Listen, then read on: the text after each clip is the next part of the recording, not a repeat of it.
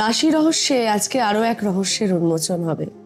ছোট থেকেই দেখবেন আমাদের একটু দেবদেবী, তাদের বাহন, তাদের যেটাকে বলা হয় একটু আধুনিক ভাষায় পশ্চার, সবটুকু নিয়েই কিন্তু আমাদের মনে ছোটবেলা থেকে নানান প্রশ্ন দানা বাঁধে। কি সেই ঘটনা জানবো আজকের রাশি রহস্যতে। আমাদের সঙ্গে রয়েছেন জ্যোতির্ময়ী দেবশ্রী। নমস্কার দিদি, তোমাকে এই পর্বে। আর দেবদেবীর কথা বলছি তো মা কালীর কথাই একটু বলি যে ছোটবেলার প্রথম যে মূর্তি আমাদের অবাক করেছিল তার জিভ বেরিয়ে দেখে ভয় পেয়েছি একদম। তো মা কালীর জিভ কেন বেরিয়ে থাকে? এটার একটা পৌরাণিক গল্প রয়েছে। সেই পৌরাণিক গল্প বলতে গেলে আগে আমাদের যে গল্প বলতে হয়, মানে একদম সত্যি কি মিথ্যা জানি না, এই গল্প তো পৌরাণিক যুগ থেকে চলে আসছে এখনো যা। সেটা হলো যে যেমন দুর্গাপূজা হয়, কেন হয়? অসুরদের দমন করেছিলেন দুর্গা। অসুরদের দমন করার জন্য একটা নারী শক্তির সৃষ্টি করেছিলেন দেবতারা, যার অকালবোধন হয়েছিল। এবং সেই পুজো অরিজিনাল দুর্গাপুজোর সময় হচ্ছে বাসন্তী পুজোর সময়, এই সময় পুজো হয়। আলোচনাতে এগুলো এসে যাচ্ছে। তো সেই দুর্গা নারী শক্তি যখন করেছিল অসুরদের দমন করার জন্য, অসুরদের যে প্রধানতম অসুর ছিল তার নাম ছিল রক্তবীজ। এই রক্তবীজকে যতবারই দুর্গা দেবী হত্যা করছিলেন ততবারই তার রক্তের এক ফোঁটা যখনই মাটিতে পড়ছিল আরেকজন অসুরের সৃষ্টি হচ্ছিল।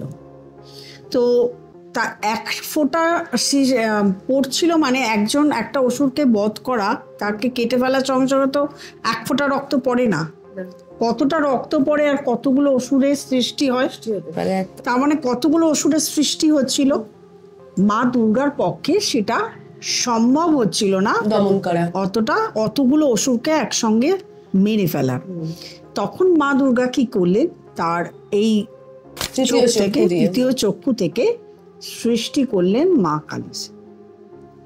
এবং এই যে মা কালীর সৃষ্টি করলেন, এবং মা কালী এই রক্তবীজের যতগুলো অসুর মানে সৃষ্টি করেছিলেন তাদেরকে হত্যা করার জন্য প্রত্যেককে হত্যা করছিল। এবং এই যে রক্তগুলো মাটিতে পড়ছিল সমস্ত রক্ত উনি চুষে নিচ্ছিলেন। আর এই যে অসুরদের যে হত্যা করছিলেন তার গলাগুলো কাটছিলেন। ওই প্রত্যেকটা গলা মানে মালা তৈরি করে নিয়ে প্রথমে গলায় পড়েছেন, মুন্ডমালা যেটা পড়েছেন, তারপরে কোমরও ধারণ করেছিলেন, কোমর বন্ধনী করেছিলেন, যেটা আমরা একদম মা কালীর ছবিতে দেখতেই পাই যে মুন্ডমালা পরানো, তার সঙ্গে কোমরও রয়েছে, কোমর বন্ধনী রয়েছে। তো এইটা যখন পুরোটা অসুরদের দমন হয়ে গেল তখন তো একটা আনন্দ, মানে উনি করতে পেরেছেন, এটা তো একটা আনন্দ। এই আনন্দ উৎসব পালন করার জন্য তিনি নৃত্য শুরু করে দিলেন, পাগলার মতন একদম নৃত্য শুরু করে দিলেন, যার ফলে স্বর্গরাজ্য একদম ধুধুমার কাণ্ড হয়ে গেল। সবাই ভয় পেয়ে গেল, নৃত্য আর থামছে না। এবার ভয় পেয়ে যাওয়ার জন্য সবাই মহাদেবের শরণাগত হলো যে মা কালীকে তো শান্ত করতে হবে, না হলে তো স্বর্গরাজ্য আবার যে বিপদে পড়েছিল সেই বিপদেই পড়বে, এর থেকে তো উদ্ধার হতে হবে। তখন মহাদেব কি করেছিলেন, যে নিত্যরত অবস্থায় যে পথ দিয়ে যাচ্ছিলেন সেই পথের মাঝখানে মহাদেব শুয়ে পড়েছিলেন, পথ আটকানোর জন্য, নৃত্য বন্ধ করার জন্য শুয়ে পড়েছিলেন। এবং ওই নৃত্য করতে করতে করতে করতে মা কালী ঠিক একটা সময় তার বাম পা পড়ে যায় মহাদেবের পেটের উপর। এবং তখন তার হঠাৎ করে খেয়াল হয় যে কোথায় পা দিলাম, এটা তো মানে তার স্বামী। তখন তার জিভ বেরিয়ে আসে।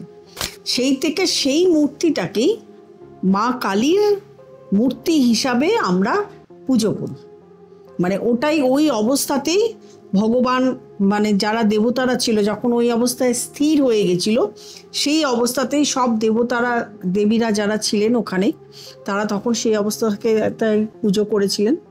সেই জন্যই কিন্তু মা কালীর যে পূজিত রূপ আমরা দেখি, সেই পূজিত রূপে দেখি যে মা কালীর জীব বেরিয়ে পেরিয়ে রয়েছে। আর আসলে মা কালীকে ঘিরে কিন্তু অনেক ব্যাপার প্রচলিত আছে, দেখবে তার জীব কেন বেরিয়ে। অনেক জায়গায় এরকম হয়, দেখবে যে কালী পুজোর সময় মা কালীকে কিন্তু মাছ দেওয়া হচ্ছে। বিশেষত আমি তারাপীঠের কথাই বলবো, যেখানে কিন্তু মাকে শোল মাছ দিয়ে পুজো দেওয়া হয়। অথচ আমরা কিন্তু পুজো মানে পুজো বলতে বুঝি নিরামিষ, কিন্তু সেখানে মাকে শোল মাছ দেওয়া হচ্ছে। তার সেগুলোরও অনেক পৌরাণিক গল্প আছে।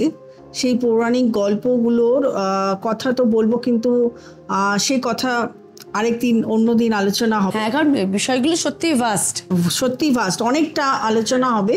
সেটা প্রচুর বড় একটা গল্প আছে। মানে আগে তো আমাকে সেটা বলতে হবে তারাপীঠের এই মন্দিরকে প্রতিষ্ঠা করলো, কেন এটা হলো, একদম গোড়ার থেকে শুরু হবে। মা তারা কে মানে কোথার থেকে তিনি আবির্ভাব হলেন, এই সমস্ত গল্প বলে তারপর ওই জায়গাটায় আসতে হবে।